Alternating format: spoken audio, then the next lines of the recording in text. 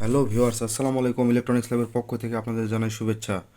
তো আজকে আমি যে বিষয় নিয়ে ভিডিও করব সেটা হলো আমরা একটা মিনি আইপিএস বানাবো, ঠিক আছে?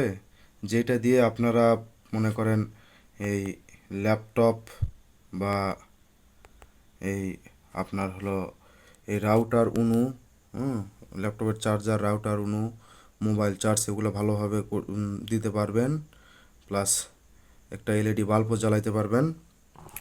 তো এই যে আমি সার্কিটটা বানিয়ে নিয়েছি, দেখেন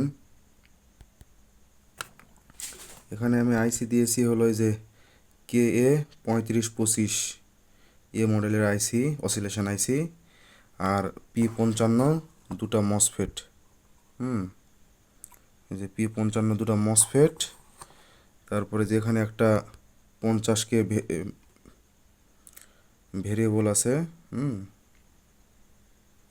মানে 50K মান, তো আমার কাছে যেটা ছিল আমি সেটাই দিয়েছি, তো কাজ করতেছে, সমস্যা নেই। তো এই ভেরিয়েবল দিয়ে ভোল্টেজ, আউটপুট ভোল্টেজ মানে কম বেশি করতে পারবেন। আর এই যেখানে পাওয়ারের জন্য একটা সিগন্যাল এলইডি বাল্ব আছে। যাই হোক, মোটামুটি সার্কিটটা আমি পিসিবিতে করছি।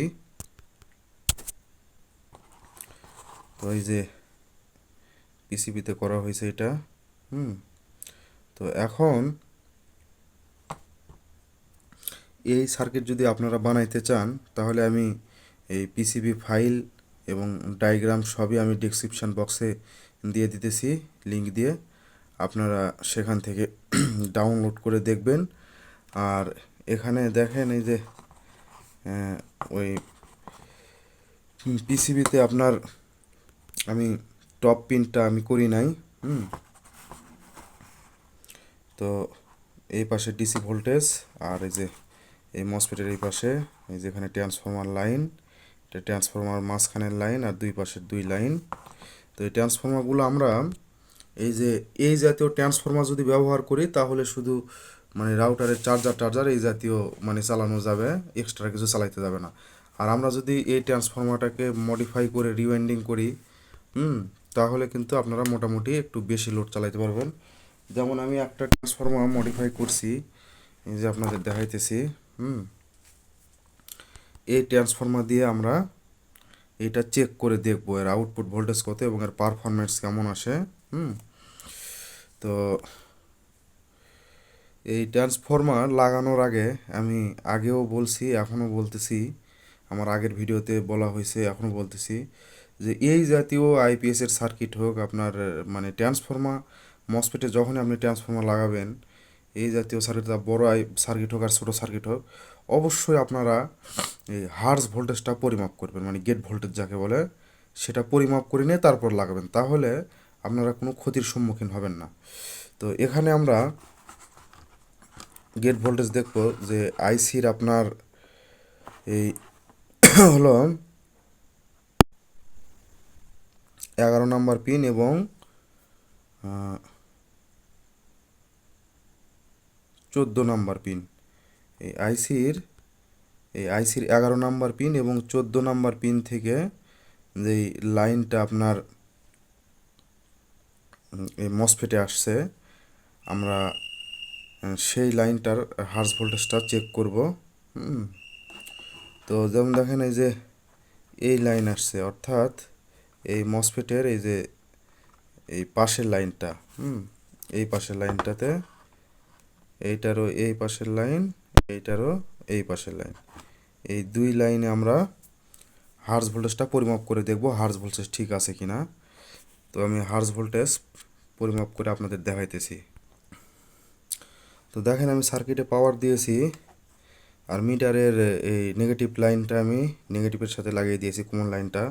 তো এখন আমরা হার্জ ভোল্টেজ দেখবো। এই যে মসফেটের দুই পাশের মানে মসফেটের এক পাশের পিন, এখানে এই পাশে হলো 6.3, ঠিক আছে? সেটা আমার এখানে লুজ হইতেছে। হ্যাঁ, এই যে 6.3, এইটাতেও এই পাশেও এই যে 6.3, 6.3, 6.3, ঠিক আছে? তার মানে আমার হার্জ ভোল্টেজ আছে, মোটামুটি ঠিক আছে। এখন আমরা এটা ট্রান্সফরমারে লাগাইতে পারি। আর অবশ্যই এই মসফেটে হিটসিঙ্ক ব্যবহার করতে হবে। তো আমি ট্রান্সফরমারতে লাগাই আপনাদের দেখাইতেছি। তো ভিউয়ার্স দেখেন আমি যেখানে ট্রান্সফরমার লাগিয়ে নিয়েছি এবং এই ট্রান্সফরমারের যে আউটপুটে আমি মিটারের তার লাগিয়ে নিয়েছি। এই যে ট্রান্সফরমার আউটপুটে মিটারের তার লাগিয়ে নিয়েছি। তো এখানে আমার 242 ভোল্ট দেখাচ্ছে। তো আমি ভেরিয়েবল ঘুরে ভোল্টেজটা একটু কমায় দিব। কমায় দিয়ে আপনাদের দেখাইতেছি। আসলে একাকি ভিডিও করা হইতেছে তো এই জন্য ঘোরানোর সময় এটা দেখানো যাইতেছে না। তো ভিউয়ার্স দেখেন আমি এই যে ভেরিয়েবল ঘুরাইয়ে আমি ভোল্টটা একটু কমায় দিছি, 222-23 রাখছি। তো এখন আমরা এইটাতে লোড দিয়ে দেখব। আমরা যেহেতু আমার দুটা মসফেট লাগাইছি, মসফেটে হিটসিঙ্ক লাগাই নাই, আমি এই যে এই বাল্ব দিয়ে আমি লোড দিয়ে আপনাদের দেখাইতেছি। তো ভিউয়ার্স দেখেন এই যে আমি আউটপুটে একটা 60 ওয়াটের বাল্ব লাগিয়ে নিয়েছি।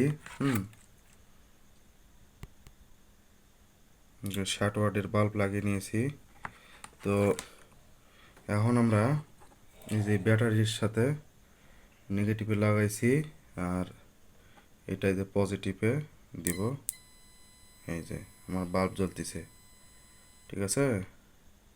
আবার দিলাম, এই যে বাল্ব 60 ওয়াটের বাল্ব জ্বলতেছে। তো মোটামুটি ভালোই কাজ করতেছে। তো যারা মনে করেন যে সোল্ডারিং আয়রন, এই যে এইরকম সোল্ডারিং আয়রন চালাইতে চান বা মানে 60 ওয়াট বা 40 ওয়াট সোল্ডারিং আয়রন চালাইতে চান, তারা এরকম একটা বানাইতে পারেন। আবার যারা মনে করেন যে রাউটার, উনু বা ল্যাপটপ চার্জ দিতে চান, তারা এরকম বানাইতে পারেন। কিন্তু এটা মানে মানে সিম্পল একটা ডাই প্রজেক্ট। তো আপনারা যদি এই ট্রান্সফর্মার ভাগটু ভালো মানের ইউজ করেন তাহলে ওয়াটটা আর একটু বেশি পাবেন।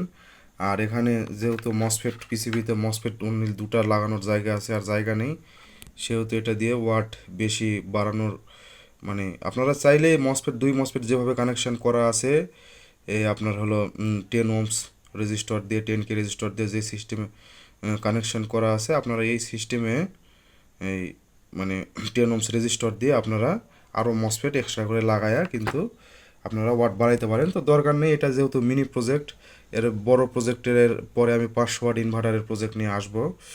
তো আপনারা এটা যাদের দরকার তারা বানায় নেবেন। যারা পিসিবিতে করবেন তারা PCB file PDF file download করে আপনারা এই পিসিবি তৈরি করবেন। যারা পিসিবি তৈরি করতে এখনও পারেনি তারা আমার পিসিবি তৈরির ভিডিওটা দেখে নেবেন। আর যারা পিসিবি তৈরি করতে চান না, ভেরো বোর্ডে তৈরি করতে চান, তারা আমি ডায়াগ্রাম দিব, সেই ডায়াগ্রাম অনুযায়ী দেখে নেবেন। তো আপনারা এখানে ট্রান্সফর্মার কীরকম ট্রান্সফর্মার ব্যবহার করুন সেটাও বলে দিই। যদি 3000 মিলি এই জাতীয় ট্রান্সফর্মার ব্যবহার করেন তাহলে কিন্তু আপনারা মোবাইল টোবাইল এই জাতীয় জিনিস চার্জ দিতে পারবেন, বেশি কিছু আশা করা যাবে না। আর যদি আপনারা 5 অ্যাম্পিয়ার বা 6 অ্যাম্পিয়ারের ট্রান্সফর্মার 12 ভোল্টের ব্যবহার করেন ভালো মানের, তাহলে কিন্তু মোটামুটি এই রকম মানে পাওয়ার পাবেন, ঠিক আছে। তো আজকের ভিডিও এই পর্যন্তই। যদি কারো বুঝতে কোনো সমস্যা হয় তাহলে অবশ্যই কমেন্ট করবেন। আর আমার পোস্টটিকে লাইক শেয়ার করবেন। যারা সাবস্ক্রাইব করেন নাই তারা চ্যানেলটিকে সাবস্ক্রাইব করবেন। সবাই ভালো থাকবেন। আল্লাহ হাফেজ।